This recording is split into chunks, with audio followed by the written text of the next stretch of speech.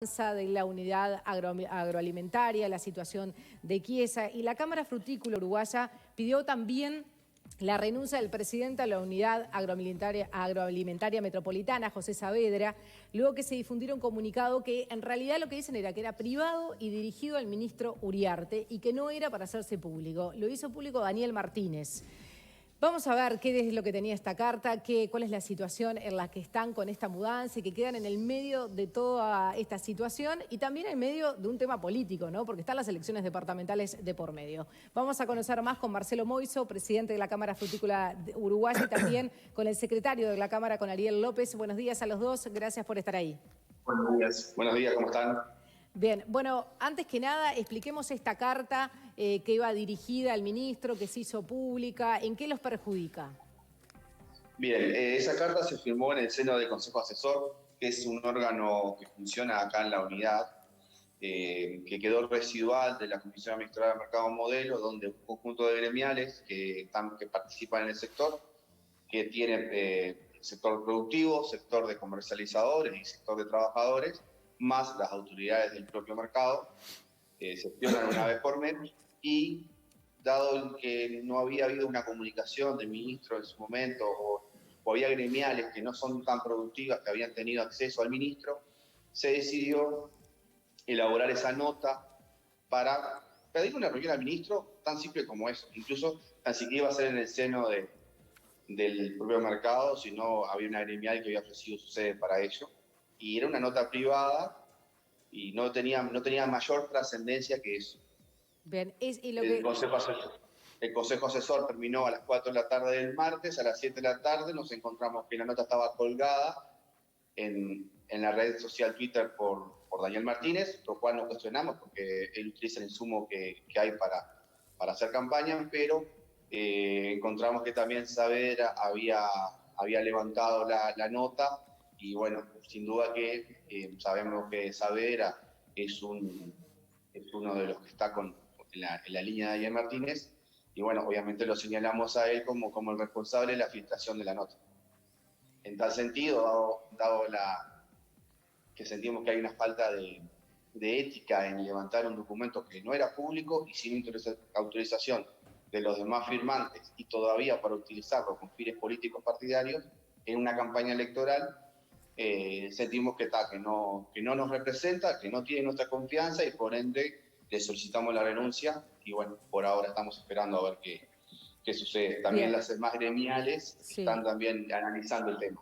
Bien, pero eso te iba a preguntar, porque había trascendido que al hacerse público este comunicado hubo diferencias también entre las gremiales.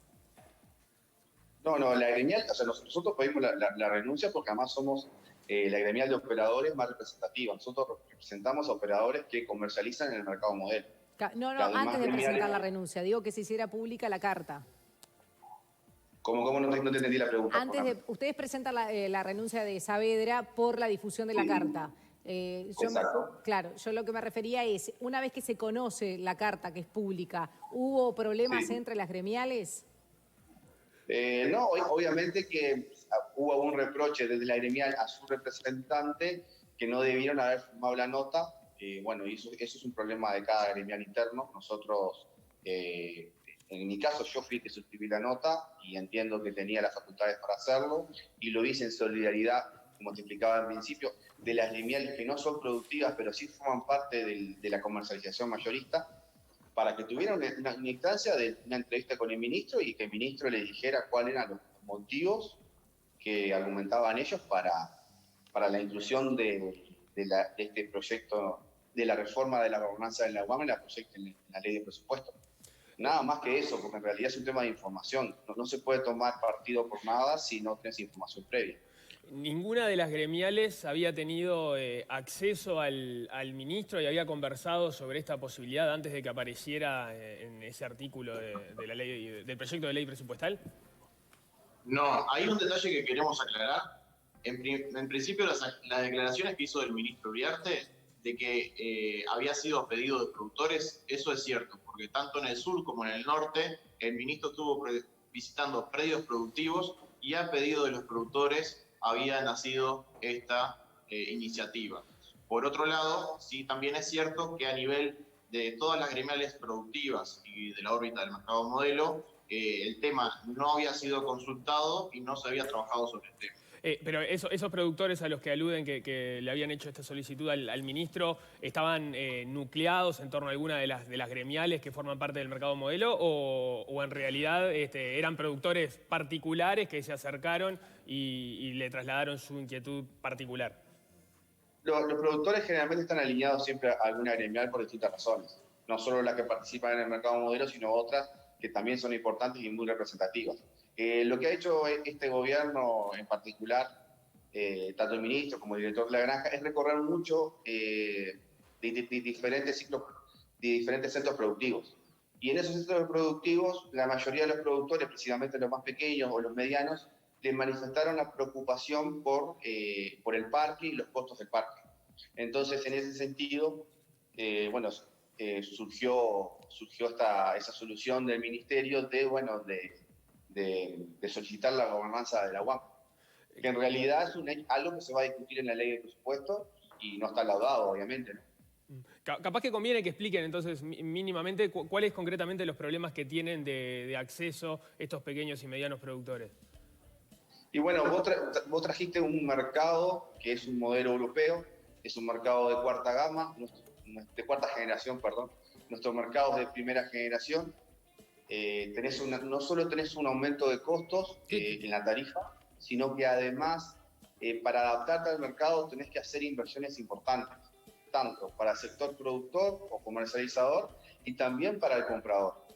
Porque no tenés los camiones, no tenés la logística ni el packing capaz que te requiere el nuevo mercado. Y más allá que hay operadores que obviamente tienen el capital como para acceder a la nueva unidad, hay un grupo de operadores importantes y productores que no tienen esa dinámica comercial y de proyección hacia adelante como para hacer una inversión y verla reflejada a lo largo del tiempo. No tienen el tiempo, más en un sector que tiene un promedio de edad de 50 años para arriba. Y vos imaginate que cuando se instaló el parque y en las diferentes oportunidades de charla, se dice que el parque va a estar en un punto óptimo de desarrollo dentro de 5 años. Y la verdad, el sector no tiene 5 años para esperar que el parque le devuelva utilidades, porque el sector no tiene rentabilidades hoy como para soportar ni siquiera empate, porque la producción es muy al día, sin perjuicio que hay sectores específicos que tienen rentabilidades razonables, la mayoría no la tiene. Entonces eso preocupa, ¿no? Porque podemos perder, pueden desaparecer rubros de actividad y es menos comida, es menos soberanía alimentaria, y eso es una preocupación incluso para el ministerio que también vela por eso. ¿Qué quiere decir exactamente que el mercado pasa de ser de primera generación a cuarta generación? Y bueno, es un tema de infraestructura. Vos tenés un mercado hoy, como han dicho las autoridades muchas veces, que estaba pensado había hasta carros, en las primeras fotos, hasta carros hinchados por caballos, no tiene una buena logística, tiene una infraestructura que en realidad está obsoleta, entran camiones que no estaban pensados para eso, y pasas a un mercado que te brinda otras cualidades. Tenés un mercado exclusivo de frutas y verduras, se proyecta un mercado que va a vender otros artículos de la cadena que pueden enriquecer a futuro la comercialización de la gente que se va a abastecer ahí. Tenés un centro logístico para lo que es el lavado, el cortado de fruta, la preparación de pedidos para cuarta gama, supermercadismo, y tenés una zona de actividades complementarias, que es la parte más grande del parque, a desarrollarse, obviamente, porque por ahora hay pocos emprendimientos, que es la que va en su momento a desarrollar toda la parte, incluso podría desarrollar la parte agroindustrial. Al estar todo concentrado en una sola unidad, por un tema de costo y de eficiencia, vos podés generar que el sector se impulse. Pero eso no es de un día para el otro. Parecen cambios positivos, mucho más que negativos, digamos. El cambio es positivo, pero no es ahora. El sector no puede esperar 5 años. O sea, vos tenés que mudar un negocio el 3 de noviembre y no puede dejar de funcionar. Y vos vas a perder operadores, porque hay operadores que no se van a poder desarrollar y adaptar a la plataforma, y vas a perder heterogeneidad de oferta, y vas Ay, se nos colgó el Zoom, a ver si los podemos a recuperar. perder compradores que no van a poder... Bien, ¿por qué es que va a pasar todo esto? A ver, por un lado decimos el cambio es positivo, es asemejarnos a cómo están estos mercados en el resto del mundo. Por otro lado, ¿ustedes están de acuerdo entonces que esto pase a la órbita del Ministerio de Ganadería, Agricultura y Pesca, como había dicho el propio Uriarte? Pero entienden que van a quedar muchos productores en el camino y que los costos son más altos. Claro, que este cambio es solo para algunos productores. Claro, si este es el resumen un poco. Sí, no nos olvidemos que el sector mayorista de fruta, mercado modelo, por así llamarlo, no escapa a la regla general que se da en la economía y básicamente en el mundo, donde el 20% de los operadores o empresas concentran el 80% de la producción o de la venta.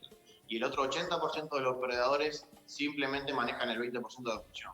Entonces, bueno, obviamente la preocupación es por ese 80% de productores que logren adaptarse, porque Claro. realmente el salto cualitativo que hay que dar es muy grande.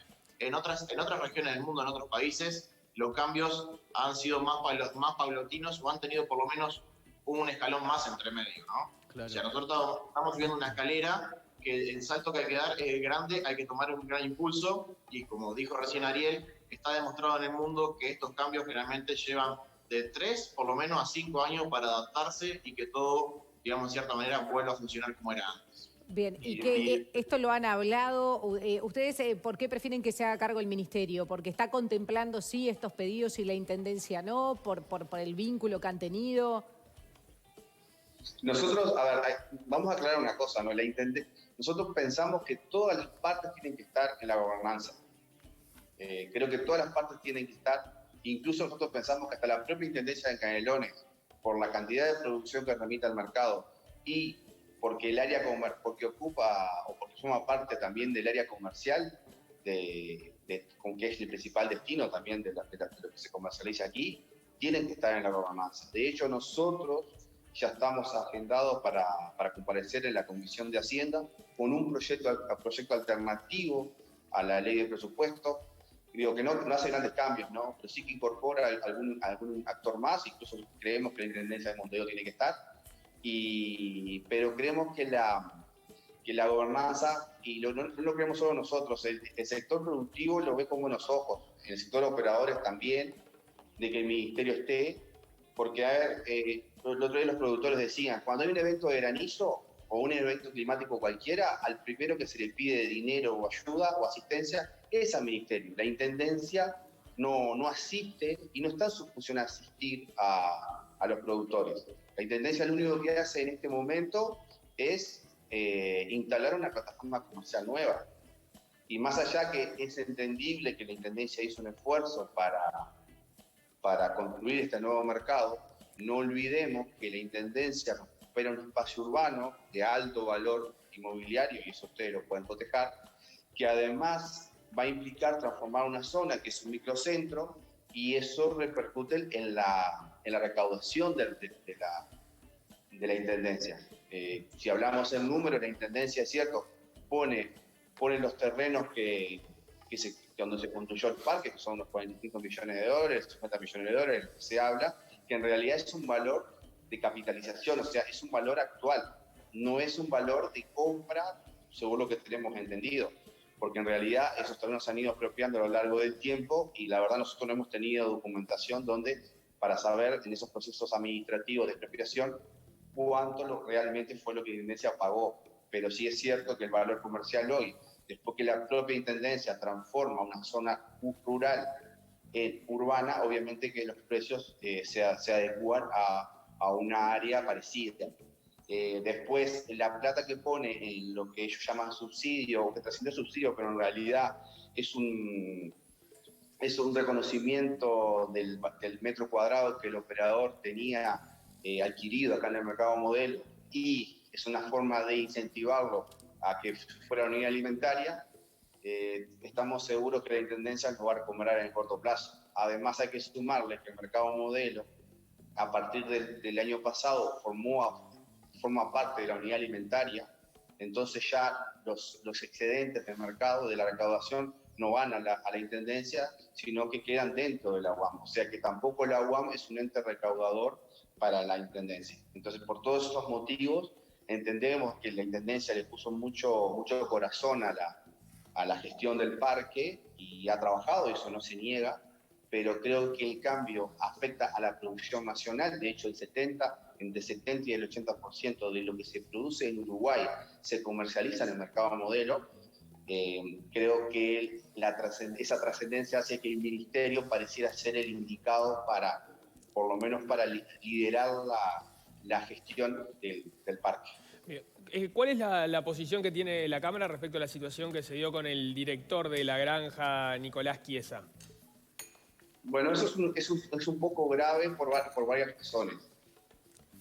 El vínculo jurídico de mi granja, como el de todos los operadores, por el artículo 12 del contrato preliminar, tiene una cláusula de confidencialidad. Entonces nos preocupa que la Intendencia, o la unidad alimentaria, cada vez que tenga un problema con un operador, filtre los contratos.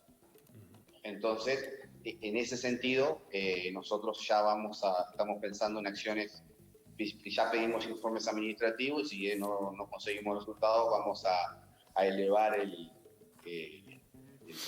la vara y vamos a ir vamos a ir. Después, con respecto a la situación en particular, Nicolás Chiesa era representante de mi granja como apoderado, ¿no? Porque ya renunció, y el contrato lo firmó el preliminar, y que te vincula en principio con el nuevo parque, haciendo el uso del canje de uvas que todos los operadores con uvas propietarios podían hacer. Hizo oportunamente, y lo que hizo en estos días fue firmar el contrato definitivo, como cualquier transacción comercial, en representación de mi granja. Y lo único que hizo fue tomar los uvas que tenía en el mercado modelo y llevarlos a la unidad alimentaria para no perder el valor patrimonial, como han hecho un montón de operadores. En cuanto a las acusaciones que se le hacen, si él hubiera, aprovechando su rol o su cargo, hubiera tomado ventaja de esa condición y hubiera adquirido beneficios, creo que los señalamientos serían correctos. Pero en este caso, nosotros pensamos que no lo son. Pero bueno, sin duda que creo que se ve con buenos ojos que haya renunciado a su cargo o a su función en mi granja. Marcelo, respecto a la postura que adelante. Respecto a nuestra postura que nos estaban preguntando recién y respecto a las generales, o sea, una primera apreciación es que en la medida de aquellos cambios que se propongan y vengan, no importa de quién vengan, en la medida que sean para mejorar la situación, el vínculo y las condiciones que los operadores y los productores vamos a tener con el parque, y en definitiva termina incidiendo directamente sobre el funcionamiento de nuestra operativa, siempre son bienvenidas. A la interna de Cámara Frutícola, nuestra gremial, el tema fue tratado y debatido en directiva, pero en última instancia nosotros como gremial nos debemos a nuestros socios. En ese sentido, obviamente que para poder establecer una asamblea hay tiempos que respetar que están en el estatuto, y está planificado para la semana que viene poder hacer una asamblea y escuchar a los socios. Bien. Ariel López y Marcelo Moiso, muchísimas gracias por este contacto y quedamos a las órdenes. Gracias. Muy bien, muchas gracias. Saludos. Hasta luego.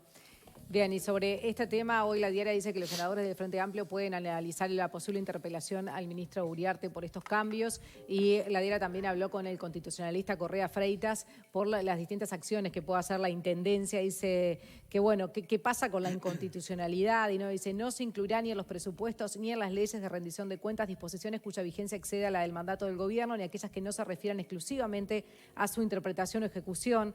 Es lo que dice el artículo 216 de la Carta Magna, pero también sostiene que la comuna podría promover una acción por lesión de la autonomía departamental a la medida que en el cometido de la UAM le ha sido asignado por la Ley Orgánica Municipal número 9515. Pero es un tema que va a tener discusión.